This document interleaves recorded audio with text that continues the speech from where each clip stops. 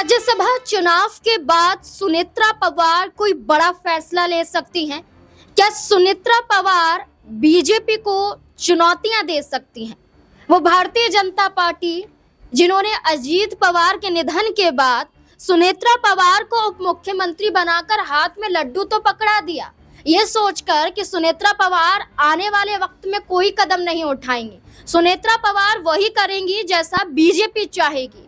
जैसे एकनाथ शिंदे को दबाया गया, वैसे ही अजीत पवार की पत्नी सुनेत्रा पवार को भी दबाया जाएगा। यहाँ सिर्फ कठपुतली बनकर रह जाएंगे। लेकिन सुनेत्रा पवार ने साबित किया कि वो महिला समझकर उन्हें कमजोर नहीं आंक सकते हैं।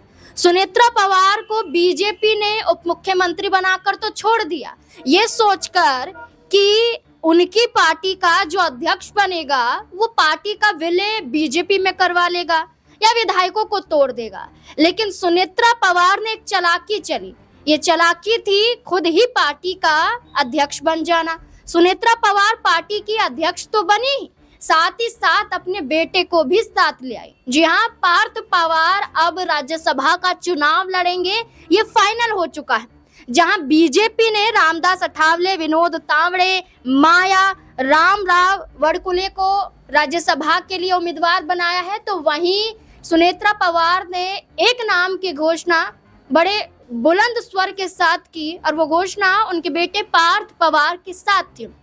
यानी कि अब ये तय हो गया है कि सुनेत्रा पवार के बेटे पार्थ पवार अगर राज्यसभा का चुनाव जीत जाते हैं, जो मुमकिन नजर आता है, तो क्या सुनेत्रा पवार के आगे खुद बीजेपी को झुकना पड़ेगा?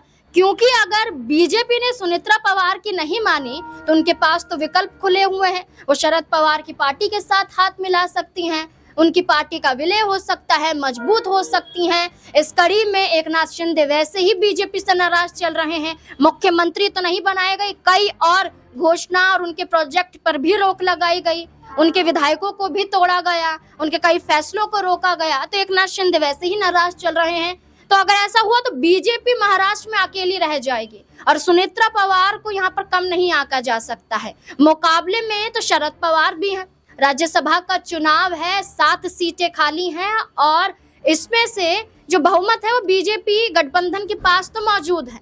लेकिन सुनेत्रा पवार की बात माननी जरूरी है, अगर नहीं मानी गई तो बड़ा खेल राज्यसभा के चुनाव के बाद भी हो सकता है। क्या आपको भी यही लगता है? अपनी राय कमेंट सेक्शन में जरूर दें। देखते रहें SP9 न्यूज़। धन्यवाद।